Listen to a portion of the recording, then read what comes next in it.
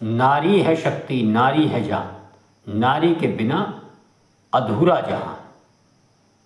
स्नेह की मूरत, प्रेम की धार, हर रिश्ता इसमें समाया सारा। त्याग सहनशीलता की है पहचान, हर मुश्किल में वो रखे मान। घर से लेकर ऊंचे आसमान, हर जगह लहराया है अपना नाम। कभी माँ बहन, कभी बनती बेटी, हर रूप में खुशबू सी महकती।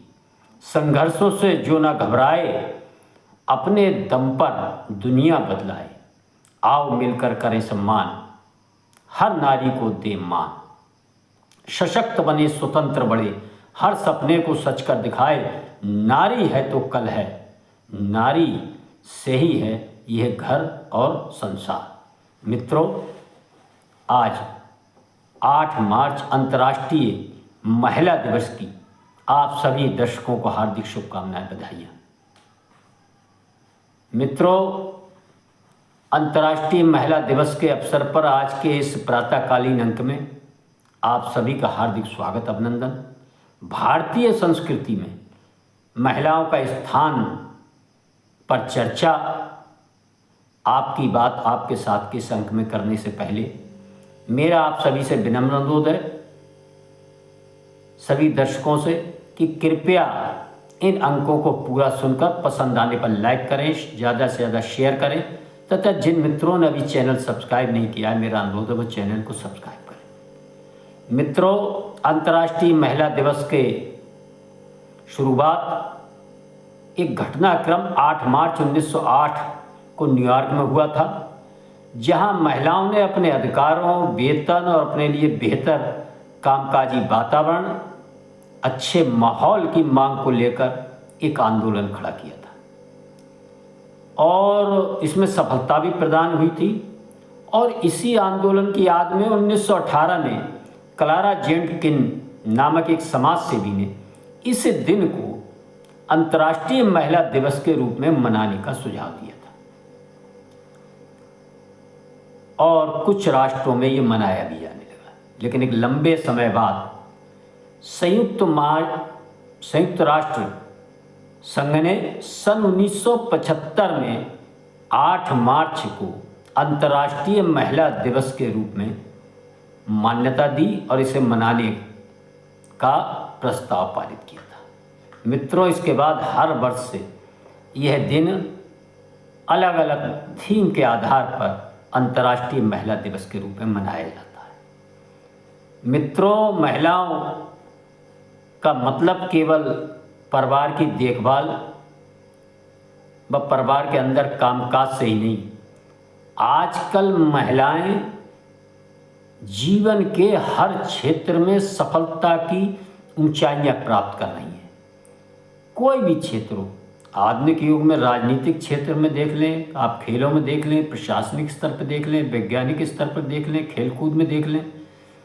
ब्रिटेन की प्रधानमंत्री मार्गरेट थैचर के रूप में, भारतीय उपमहाद्वीप के तो प्रत्येक देश में महिलाओं ने प्रधानमंत्री व राष्ट्रपति के रूप में कई कई पारियां बड़ी सफलता के साथ पूर्ण की हैं। वह चाहे भारत की प्रधानमंत्री के रूप में श्रीमती इंदिरा गांधी जी हों, बेनज़ीर भुट्टो पाकिस्तान, शेख हसीना बांग्लादेश और श्रीमती भंडार नायके श्रीलंका, और अमेरिका में उपराष्ट्रपति के रूप में कमला हैरिस, वर्तमान में इटली की प्रधानमंत्री जॉर्जिया मेलोनी, और प्रथम आईपीएस के रूप में भारतवर्ष में किरण बेदी, अंतरिक्ष यात्री के रूप में कल्पना चावला, खेलों में पीवी संधू, सानिया मिर्जा, मैरी कॉम मुक्केबाजी में, फोगाट बहनें कुश्ती में, और विभिन्न खेलों में सैकड़ों महिलाओं ने जिस प्रकार सफलता के नित आयाम लिखे हैं, ये हम सबके सामने हैं। मित्रों, हमारे गांव, गरीब, किसान और झुग्गी झोपड़ी के में रहने वाली महिलाएं किस प्रकार पशुपालन में, खेती में, चावल की खेती में, धान की खेती में, अन्य सभी जगह, चाहे भवन निर्माण हो, अन्य क्षेत्रों, सड़क निर्माण हो, हम सब देखते हैं किस प्रकार अनपढ़ होने के बाद अपनी कठोर मेहनत के कारण ये महिलाएं पुरुषों के साथ कंधे से कंधा भिड़ाकर अपने परिवार, अपने समाज, अपने बच्चों का, अपने गांव का और देश के विकास में, उसका भविष्य उज्जवल करने में अपना किस प्रकार परिश्रम के साथ अपना कीमती समय दम खम के साथ देती हैं, ये हम सब ने देखा हुआ। मित्रों, आज के दिन हम सबको संकल्प लेना चाहिए कि महिलाओं के हर स्थान पर समान अधिकार, कामकाजी माहौल, सम्मान और उनको आत्मनिर्भर व सशक्त बनाने में हम सभी जहाँ भी हों अपना अपना योगदान सुनिश्चित करेंगे। तभी महिलाएं आगे बढ़ेंगी, और जब महिलाएं आगे बढ़ेंगी तो परिवार उन्नति करेगा, परिवार उन्नति करेगा तो समाज उन्नति करेगा, समाज उन्नति करेगा तो हमारा राष्ट्र भी उन्नति के पथ पर चलेगा। मित्रों, ये बात आज के दिन हम सबको अपने मन में दृढ़ संकल्प कर लेना चाहिए। मित्रों, मैं इसके एक दूसरे आयाम की ओर भी आपका ध्यान दिलाना चाहता हूँ। हमारी सनातन संस्कृति में वैदिक काल से आज तक महिलाओं को समानता ही नहीं, महिलाओं को आगे रखने का, नेतृत्व करने का जीवन के हर क्षेत्र में इतिहास रहा है। और हमारे तो आराध्य जो हैं उनके नाम के साथ भी पहले महिलाओं का नाम आया है, चाहे वो सीता राम हो, राधा कृष्ण हो, विभिन्न नाम देखेंगे, माँ दुर्गा के रूप में पूजने का, कन्याओं को पूजने का, ये सारा चलन हमारी संस्कृति की रग रग में समाया हुआ है। संस्कृति का आधार ही हमारे यहाँ महिला को सम्मान देने का। मित्रों, वैदिक काल से भी जीवन के प्रत्येक क्षेत्र में महिलाओं ने नेतृत्व करते हुए अपने ही समाज नहीं, सारी मानवता को रास्ता दिखाने का काम किया। उसमें गार्गी, जिन्होंने ऋषि याज्ञवल्क्य से शास्त्रार्थ किया था,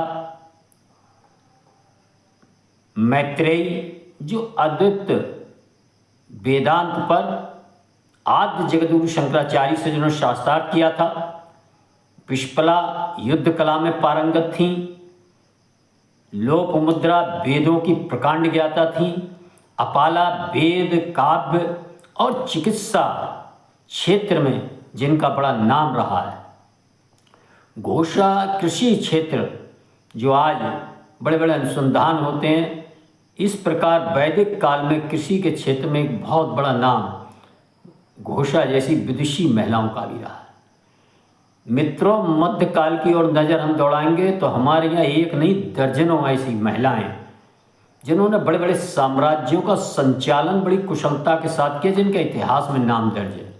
वह चाहे रानी चेन्नम्मा हो, काकतीय साम्राज्य जिनका नेतृत्व में उन्नति के शिखर पर पहुंचा था, रानी दिद्दा कश्मीर की, रानी दुर्गावती मालवा, रानी अहिल्याबाई होलकर इंदौर, रानी लक्ष्मीबाई जैसी महिलाओं ने मध्ययुगीन काल में संपूर्ण राष्ट्र के विभिन्न क्षेत्रों में बड़े बड़े विशाल साम्राज्यों का कुशलतापूर्वक संचालन किए थे। ये है हमारी सनातन संस्कृति में महिलाओं का स्थान, जो आपको विश्व के अन्य क्षेत्रों में, अन्य संस्कृतियों में ढूंढे नहीं मिलेगा।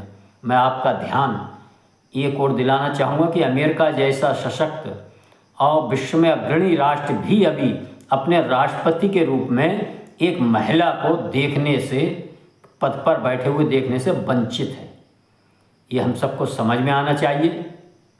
मित्रों, हमारे राष्ट्र में मध्यकालीन युग में जो विदेशी आक्रांताओं, जिहादी विचारधारा से उत्पन्न, जिनके लिए महिलाओं का कोई सम्मान नहीं, महिलाओं को जिन्होंने भोग की वस्तु समझा, और जब ये लंबे समय तक ऐसे लोगों का इस देश पर आक्रमण रहा और गुलामी का काल आया, तो महिलाओं की जो स्थिति हमारे देश में अग्रणी रहा करती थी हर क्षेत्र में, धीरे धीरे वो सिमटती गई, और वो महिलाएं किन्हीं कारणों से घर की मर्यादाओं के पर्दे के बीच वो लोप होती गई।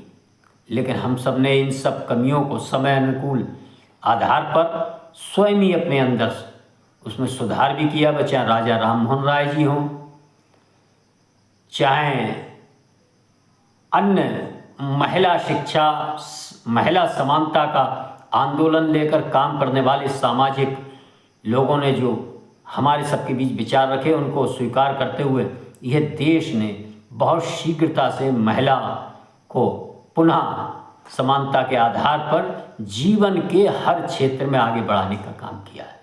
मित्रों, आज हम सब देख रहे हैं हमारे देश में महिलाएं जीवन का हर क्षेत्र हो, चाहे पायलट बनना हो, चाहे लड़ाकू जगुआर जैसे विमान उड़ाने का बात हो, चाहे बीएसएफ की बात हो, चाहे मिलिट्री की बात हो, चाहे नौसेना, थल सेना, चाहे अनुसंधान, वैज्ञानिक, अंतरिक्ष क्षेत्र, पुलिस, लेखपाल, सचिव, जीवन के प्रशासनिक आधार जगह हर जगह महिलाओं का स्थान धीरे धीरे किस प्रकार बढ़ता जा रहा है, ये सब देखकर हम सबको निश्चित ही गौरव का अनुभव होना चाहिए। और हम सबको आज इस 8 मार्च के दिवस पर अपने बच्चों, अपने परिवार में महिलाओं का सम्मान के बारे में अपनी नई पीढ़ी को जरूर जागरूक करना चाहिए, जिससे कि जो कुछ इस देश में महिलाओं को, बेटियों को देवी मानने की जो परंपरा है, उसके बीच भी जिस प्रकार की कुछ अप्रिय घटनाएं होती हैं, कहीं ना कहीं निश्चित ही हमारे परिवार में हम अपने बेटों को सही संस्कार की कमी के कारण उन्हें उचित संस्कार नहीं दे पाते हैं। ये घटनाएं इसी का परिणाम है। आज के दिन हम सब संकल्प लें और अपने बेटे बेटियों को महिला समानता, महिला सम्मान का जो विषय है वह जरूर रखेंगे, और हम सब जहाँ भी रहेंगे, किसी भी कार्य क्षेत्र में महिलाओं का सम्मान करते हुए अपना जीवन और महिलाओं को भी स्वतंत्रता के साथ अपने जीवन के हर क्षेत्र में आगे बढ़ने का मौका देंगे। मैं अपनी वाणी को इस अंक में विराम देता हूँ। आप सबने सुना, इसके लिए बहुत बहुत धन्यवाद। जय श्री राम, जय श्री वाल्मीकि भगवान। भारत माता की जय।